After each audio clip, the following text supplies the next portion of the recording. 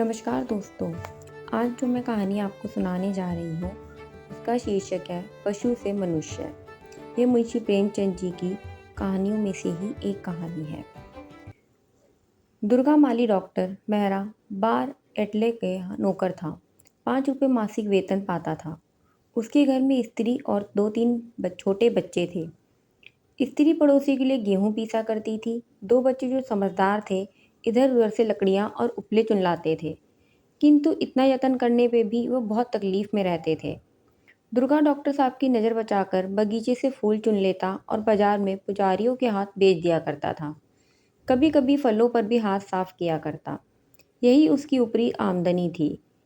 इससे नून तेल आदि का काम चल जाता था।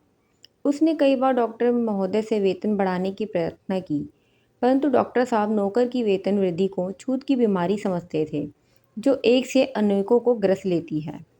वे साफ कह दिया करते, भाई मैं तुम्हें बांधे तो नहीं, तुम्हारा निर्वाह यहाँ नहीं होता तो कहीं और चले जाओ, मेरे लिए मालियों का अकाल नहीं है। दुर्गा में इतना साहस ना था कि वह लगी हुई रोची छोड़कर नौकरी ढूंढने निकलता। इससे अधिक वेतन पाने की आशा भी ना थी, इसलिए वह वहीं निराशा में पड़ा हुआ जीवन के दिन काटता और अपने भाग्य को रोता था। डॉक्टर महोदय को बागवानी से विशेष प्रेम था। नाना प्रकार के फूल पत्ते लगा रखे थे। अच्छे अच्छे फलों से पौधे दरभंगा, मलिहाबाद, सहारनपुर आदि स्थानों से मंगवा कर लगाए थे। वृक्ष को फलों से लदे हुए देखकर उन्हें हार्दिक आनंद होता था। अपने मित्रों के यहाँ गुलदस्ते और साग भाजी की डालियाँ तोहफे के तौर पर भिजवाते रहते थे। एक बार गर्मियों में उन्होंने कई मित्रों को आम खाने की दावत दी। मलिहाबादी वृक्ष में सफ़ेदे के फल खूब लगे हुए थे। डॉक्टर साहब इन फलों को प्रतिदिन देखा करते थे। यह पहले ही फल थे, इसलिए मित्रों से इनके मिठास और स्वाद का बखान सुनना चाहते थे। इस विचार से उन्हें वही आमोद होता जो किसी पहलवान को अपने पट्टों के करतब दिखाने से होता है। इतने बड़े सुंदर उस कोमल सफ़ेदे स्वयं उनकी निगाह से न गुजरे थे। इन फलों के स्वाद का उन्हें विश्वास था कि वे फल चखकर उनकी परीक्षा करना आवश्यक न समझते थे। प्रधानतः इसलिए कि एक फल की कमी एक मित्र को रसावदान से वंचित कर देगी। संध्या का समय था। चैत का महीना। मित्रगण आकर बगीचे में हौज के किनारे कुर्सियों पर बैठे थे। बर्फ और दूध का प्रबंधन पहले से ही कर लिया गया था, पर अभी तक फल ना तोड़े गए थे। डॉक्टर साहब सबसे पहले फलों को पेड़ पर लगे हुए दिखाकर तब उन्हें तोड़ना चाहते थे, जिसमें किसी को संदेह ना हो कि फल इनके बाग के नहीं है। जब सब सज्जन जमा हुए तब उन्होंने कहा, आप लोगों को कष्ट तो होगा, पर जरा चलकर फलों को पेड़ में लटकते हुए देखिए, बड़ा ही मनोहर दृश्य है। गुलाब में ऐसी लोचन प्रिय लाली ना होगी।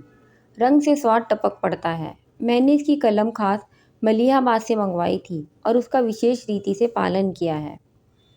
मित्रगण उठे। डॉक्टर साहब आगे आगे चले। रवीशा के दोनों ओर गुलाब की क्यारियाँ थी। उनकी छटा दिखाते हुए अंत में सफ़ेदे के पेड़ के सामने आ गए, मगर आश्चर्य, वहाँ एक फल भी ना था। डॉक्टर साहब ने समझा शायद यह पेड़ नहीं। जो 2 पग और आगे चले, दूसरा पेड़ मिल गया, और आगे बढ़े, तीसरा पेड़ मिल गया, फिर पीछे लौटे और एक विस्मित दशा में सफ़ेदे के वृक्ष के नीचे आकर रुक गए। इसमें संदेह नहीं कि वृक्ष यही है, पर फल क्या हुआ है? 20-25 आम थे, एक का भी पता नहीं। मित्रों की ओर अपराधपूर्ण नेत्रों से देखकर बोले, आश्चर्य है कि पेड़ पर एक भी फल नहीं है। आज सुबह मैंने देखा था, पेड़ फलों से लदा हुआ था। यह देखिए, फलों के डंठल हैं। यह अवश्य माली की शरारत है। मैं आज ही उसकी हड्डियां तोड़ दूंगा। उस पाजी ने मुझे इतना धोखा दिया, मैं बहुत लज्जित हूँ। आप लोगों को व्यर्थ कष्ट हुआ। मैं सत्य कहता हूँ, इस समय मुझे जितना दुख है उसे प्रकट नहीं कर सकता। ऐसे रंगीले कोमल कमनीय फल मैंने अपने जीवन में कभी ना देखे थे। उनके लुप्त हो जाने से हृदय के टुकड़े हुए जाते हैं। यह कहकर वे निराश्य वेदना के कुर्सी पर बैठ गए। मित्रों ने सांत्वना देते हुए कहा, नौकरों का सब जगह यही हाल है। यह जाति ही पाजी होती है। आप हम लोगों के कष्ट का खेद ना करें। वह सफ़ेदे ना सही, दूसरे फल सही। एक सज्जन ने कहा, साहब मुझे तो सब आम एक ही मालूम होते हैं। सफ़ेदे, मोहनबोन, लंगड़े, बम्बई, फजली, दशहरी, इनमें कोई भेद ही नहीं मालूम होता। ना जाने आप लोगों को कैसे इनके स्वाद का फ़र्क मालूम होता है। दूसरे सज्जन बोले, यहाँ भी वही हाल है। इससे समय जो फल मिले वही मंगवाइए, जो गए उनका अफसोस क्या। डॉक्टर साहब ने व्यथित भाव से कहा, आम की क्या कमी है, सारा बाग भरा पड़ा है। खूब शौक से खाइए और बांध कर घर ले जाइए। वे हैं और किस लिए, पर वह रस और स्वाद कहाँ। आपको विश्वास न होगा, उन सफ़ेदों पर ऐसा निखार था कि सेब मालूम होते थे। सेब भी देखने में भी सुंदर होता है, उसमें वह रुचिवर्धक लालित्य, वह सुधा में मृता कहाँ। इस माली ने आज वह नृत्य किया कि जी चाहता है नमक हराम को गोली मार दूं। इस वक्त सामने आ जाए तो अधमरा कर दूं। माली बाजार गया हुआ था। डॉक्टर साहब ने साइज से कुछ आम तोड़वाए। मित्रों ने आम खाए, दूध पिया और डॉक्टर साहब को धन्यवाद देकर अपने अपने घर की राह ली। लेकिन मिस्टर मेहरा वहाँ होज के किनारे हाथ में हंटर लिए माली की बाट जोते रहे। प्रकृति से जान पड़ता था, मानो साक्षात क्रोध मूर्तिवान हो गया था। कुछ रात गए दुर्गा बाजार से लौटा। वह चौकन्नी आंखों से इधर उधर ताकता आता था। जो ही उसने डॉक्टर साहब को होज के किनारे हाथ में हंटर लिए बैठे देखा, उसके होश उड़ गए। समझ गया कि चोरी पकड़ ली गई। इसी बहस से उसने बाजार में खूब देर की थी। उसने समझा था डॉक्टर साहब कहीं सैर करने गए होंगे, मैं चुपके से कटहल के नीचे अपनी झोपड़ी में जा बैठूंगा। सवेरे कुछ पूछताछ हुई भी तो मुझे सफाई देने का अवसर मिल जाएगा। कह दूंगा सरकार मेरे झोपड़ी की तलाशी ले ले। इस प्रकार मामला दब जाएगा। समय सफल चोर का सबसे बड़ा मित्र है, एक एक क्षण उसे निर्दोष सिद्ध कर जाता है, किंतु जब वह रंगे हाथों पकड़ा जाता है तब उससे बच निकलने की राह नहीं मिलती। रुधिर के सूखे हुए धब्बे रंग के दाग बन सकते थे, पर ताज़ा लहू आप ही आप पुकारता है। दुर्गा के पैर थक गए, छाती धड़कने लगी। डॉक्टर साहब की निगाह उस पर पड़ गई। अब उल्टे पांव लौटना व्यर्थ था। डॉक्टर साहब ने उसे दूर से देखते ही उसकी ओर उठकर चले और उसकी खूब मरम्मत करूं। लेकिन वकील थे, विचार किया इसका बयान लेना आवश्यक है। इशारे से निकट बुलाया और पूछा, सफेदे के पेड़ पर कई आम लगे हुए थे, एक भी नहीं दिखाई देता, क्या हो गए। दुर्गा ने निर्दोष भाव से उत्तर दिया, हुजूर अभी मैं बाहर गया हूँ, तब तक तो सब आम लगे हुए थे। इतनी देर में कोई तोड़ के ले गया मैं नहीं कह सकता। तुम्हारा किस पर संदेह है। सरकार अब मैं किसे बताऊं, इतने नौकर चाकर है, ना जाने किसकी नीयत बिगड़ी हो। मेरा संदेह तुम्हारे ऊपर है। अगर तोड़ कर रखे हों तो लाकर दे दो, या साफ साफ कह दो कि मैंने तोड़े हैं, नहीं तो मैं बुरी तरह पेश आऊँगा। चोर केवल दंड से नहीं बचना चाहता, वह अपमान से भी बचना चाहता है। जब उसे सजा से बचने की कोई आशा नहीं रहती, उस समय भी वह अपने अपराध को स्वीकार नहीं करता। दुर्गा इस समय अपराध स्वीकार करके सजा से बच सकता था, पर उसने कहा, हुजूर मालिक हैं, जो चाहे करें, पर मैंने एक आम नहीं तोड़े। सरकार ही बताएं, इतने दिन मुझे अपनी ताबेदारी करते हुए हो गए, मैंने एक पत्ती भी छुई है। तुम कसम खाकर कह सकते हो, गंगा की कसम जो मैंने आमों से हाथ से छुआ भी हो। मुझे इस कसम पर विश्वास नहीं। तुम अपने लोटे में पानी लाओ, उसमें तुलसी की पत्तियां डालो, तब कसम खाकर कहो कि अगर मैंने तोड़े हों तो मेरा लड़का मेरे काम ना आए, तब मुझे विश्वास आएगा। हुजूर साँच को आज क्या, जो कसम कहिए खाऊंगा। जब मैंने काम किया ही नहीं तो मुझ पर कसम की क्या पड़ेगी। अच्छी बातें ना बनाओ, जाकर पानी लाओ। डॉक्टर महोदय मानव चरित्र के ज्ञाता थे, सदैव अपराधियों से व्यवहार रहता था।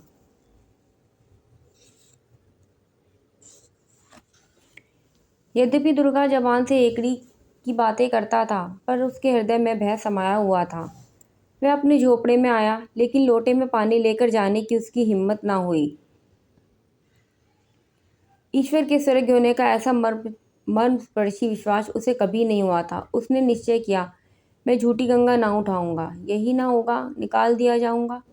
नौकरी फिर कहीं ना कहीं मिल जाएगी, और नौकरी ना मिले तो कहीं मजदूरी मिल जाएगी। कुदाल भी चलाऊंगा तो शाम तक आधा से राटे का ठिकाना हो जाएगा। वह धीरे धीरे खाली हाथ डॉक्टर साहब के सामने आकर खड़ा हो गया। डॉक्टर साहब ने कड़े स्वर से पूछा, पानी लाया। हुजूर मैं गंगा ना उठाऊंगा। तो तुम्हारा आम तोड़ना साबित है। अब सरकार जो चाहे समझे। मान लीजिए मैंने ही आम तोड़े, तो आपका गुलाम ही तो हूँ। रात दिन ताबेदारी करता हूँ। बाल बच्चों आमों के लिए रोए तो कहाँ जाऊँ। अब की जान बख्शी जाए फिर कभी ऐसा कसूर ना होगा। डॉक्टर महोदय इतने उदार ना थे। उन्होंने यही उपकार किया कि दुर्गा को पुलिस के हवाले ना किया और ना हंटर ही लगाए। मगर ऐसे दुर्बल हृदय मनुष्य को अपने यहाँ रखना असंभव था। उन्होंने उसी क्षण दुर्गा को जवाब दे दिया और उसकी आधे महीने की बाकी मजूरी जब्त कर ली। कई मास के पश्चात एक दिन डॉक्टर मेहरा बाबू प्रेम शंकर के बाग की सैर करने गए। वहाँ से कुछ अच्छी अच्छी कलमें लाना चाहते थे। प्रेम शंकर को भी बागवानी से प्रेम था और दोनों मनुष्यों में यही एक समानता थी। डॉक्टर साहब बगीचे में पहुंचे तो उन्होंने प्रेम शंकर को क्यारियों में पानी देते हुए पाया। कुएं पे एक मनुष्य खड़ा पंप से पानी निकाल रहा था। मेहरा ने उसे तुरंत पहचान लिया। वह दुर्गा माली था। डॉक्टर साहब के मन में उस समय दुर्गा के प्रति एक विचित्र ईर्ष्या का भाव उत्पन्न हुआ। जिस नराधम को उन्होंने दंड देकर अपने यहाँ से अलग कर दिया था, उसे नौकरी क्यों मिल गई। यदि दुर्गा इस वक्त फटे हाल रोनी सूरत बनाए दिखाई देता और डॉक्टर साहब को देखते ही उनके पैरों में गिर पड़ता तो शायद डॉक्टर साहब को उस पर दया आ जाती। वे संभवतः उसे कुछ इनाम देते और प्रेम शंकर से उसकी प्रशंसा भी करते थे। परंतु उनकी इस कृपा और दया में लेश मात्र भी भेद ना था जो अपने कुत्तों और घोड़ों से थी। इस कृपा का आधार न्याय नहीं दीन पालन है। दुर्गा ने उन्हें देखा, कुएं पर खड़े खड़े सलाम किया और फिर अपने काम में लग गया। उसका ये अभिमान डॉक्टर साहब के हृदय में भाले की बाती चुभ गया। उन्हें अपनी सहृदयता का जो घमंड था उसे बड़ा आघात लगा। प्रेमशंकर जो ही उनसे हाथ मिलाकर उन्हें क्यारिया की सैर कराने लगे त्यों ही डॉक्टर साहब ने उनसे पूछा, यह आदमी आपके यहाँ कितने दिनों से है। प्रेमशंकर, यही 6 या 7 महीने हुए होंगे। कुछ नोच खसोट तो नहीं करता। मेरे यहाँ माली था, इसके हद हद लकड़ेपन से तंग आकर मैंने निकाल दिया। कभी फूल तोड़कर बेच लाता, कभी पौधे उखाड़ कर ले जाता, और फलों का कहना ही क्या, इसके मारे बसते ही ना थे। एक बार मैंने मित्रों की दावत की थी। मलियाबादी सफ़ेदे में खूब फल लगे हुए थे। जब सब लोग बैठ गए और मैं उन्हें फल दिखाने के लिए ले गया तो सारे फल गायब। कुछ ना पूछिए उस घड़ी कितनी भद्द हुई। मैंने इसी क्षण उस महाशय को धुतकार बताई। बड़ा ही दगाबाज आदमी है और ऐसा चतुर है कि इसको पकड़ना मुश्किल है। कोई वकीलों ही है जैसा काया आदमी हो तो इसे पकड़ सकता है। ऐसी सफाई और डिटाई से ढुलकता है कि इसका मुंह देखते रह जाइए। कभी आपको भी चरका नहीं दिया। प्रेमशंकर, जी नहीं, कभी नहीं। मुझे इसने शिकायत का कोई अवसर नहीं दिया। यहाँ तो खूब मेहनत करता है। यहाँ तक कि दोपहर की छुट्टी में भी आराम नहीं करता। मुझे इस पर बहुत भरोसा हो गया है कि सारा बगीचा इसी पर छोड़ रखा है। दिन भर में जो कुछ आमदनी होती है वह शाम को मुझे दे देता है। कभी एक पाई भी अंतर नहीं पड़ती। यही तो इसका कौशल है, आपको उल्टे छुरे से मूंढे और आपको खबर भी नहीं। आप इसे वेतन क्या देते हैं। यहाँ किसी को वेतन नहीं दिया जाता। सब लोग लाभ में बराबर के साझेदार हैं। महीने भर में आवश्यक व्यय के पश्चात जो कुछ बचता है उसमें से 10 रुपये प्रति सैकड़े धर्म खाते में डाल दिया जाता है। शेष रुपए समान भागों में बांट दिया जाता है। पिछले महीने में 140 रुपये की आमदनी हुई थी। मुझे मिलाकर यहाँ 7 आदमी हैं। 20 रुपये हिस्से में पड़े। अब की नारंगियाँ खूब हुई है, मटर की फलियाँ, गन्ने, गोभी आदि से अच्छी आमदनी हो रही है। 40 रुपये से कम ना पड़ेंगे।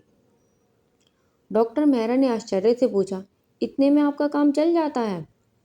प्रेमशंकर, जी हाँ, बड़ी सुगमता से। मैं इन्हीं आदमियों के से कपड़े पहनता हूँ, इन्हीं का सा खाना खाता हूँ। मुझे कोई दूसरा व्यसन नहीं है। या 20 रुपये मासिक उन औषधियों का खर्चा जो गरीबों को दी जाती है। ये रुपये संयुक्त आय से अलग कर दिए जाते हैं। किसी को कोई आपत्ति नहीं है। यह साइकिल जो आप देखते हैं संयुक्त आय से ही ली गई है। जिसे जरूरत होती है इस पर सवार होता है। मुझे ये सब कुछ अधिक कार्यकुशल समझते हैं। मुझ पर पूरा विश्वास है रखते हैं। बस मैं इनका मुखिया हूँ। जो कुछ सलाह देता हूँ उसे सब मानते हैं। कोई भी नहीं समझता कि मैं किसी का नौकर हूँ। सब के सब अपने को साझेदार समझते हैं और जी तोड़कर मेहनत करते हैं। जहाँ कोई मालिक होता है दूसरा नौकर तो उन दोनों में तुरंत देश पैदा हो जाता है। मालिक चाहता है कि इससे जितना काम लेते बने लेना चाहिए। नौकर चाहता है मैं कम से कम काम करूँ। मैंने अन्य देशों में इस घातक संग्राम के दृश्य देखे हैं और मुझे उनसे घृणा हो गई। सहकारिता ही से हमें संकट से मुक्त कर सकती है।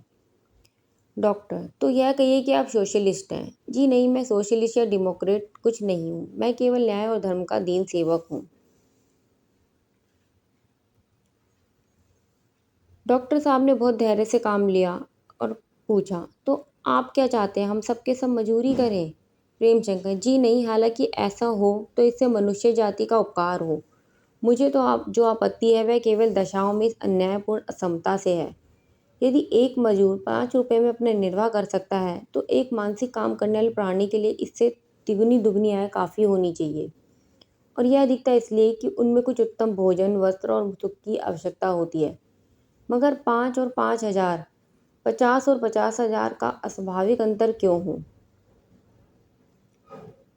लेकिन यदि किसान ना हो, किसान भूमि जोतते हैं, जुलाई कपड़े बुनेंगे, बड़े ही लोहार, राज, चर्मकार सबके सब पुरते अपना अपना काम करते रहेंगे। उनकी पंचायतें उनके झपटों का निपटारा करेंगी। लेकिन यदि किसान ना हो तो सारा संसार क्षुधा पीड़ा से व्याकुल हो जाए। परंतु किसान के लिए 5 रुपये बहुत समझा जाता है और वकील या डॉक्टर साहब के लिए 5 हजार भी काफ़ी नहीं।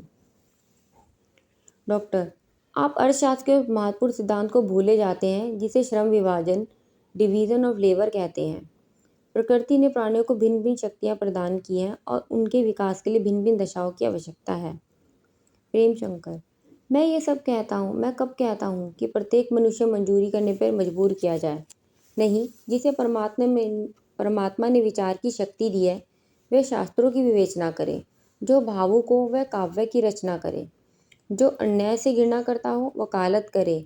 मेरा कथन केवल यह है कि भिन्न कार्यों की हैसियत में इतना अंतर न रहना चाहिए। कतिपय सज्जनों का मत है कि इस साम्य से गुणी लोग का अनादर होगा और संसार को उनके सदी विचारों सत्कारों से लाभ ना पहुंचेगा। किंतु वे भूले जाते हैं संसार के बड़े बड़े पंडित, बड़े से बड़े कवि, बड़े से बड़े आविष्कारक, बड़े से बड़े शिक्षक धन और प्रभुता के लोभ से मुक्त थे।